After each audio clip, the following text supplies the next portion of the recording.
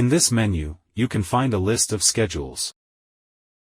The list operates similarly to what we saw in the Devices and Contents menus.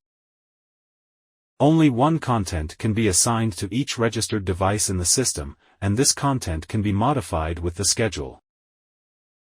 You can create a new schedule with the plus button in the top left. You need to provide the name and validity period of the schedule. The validity period can be a maximum of 3 months.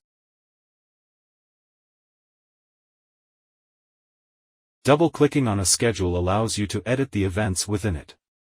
You can add new items or modify and delete existing ones. To add a new event, you can use the plus button in the top left or click on the desired time on the calendar. You need to select the content you want to play, set the time, and can adjust the priority. The high priority event will always override the normal one. The All Day switch allows you to set the content to play throughout the day. Enabling the repeat function allows you to specify how often the event should be repeated. To apply a schedule to a device, you need to assign it in the Devices menu.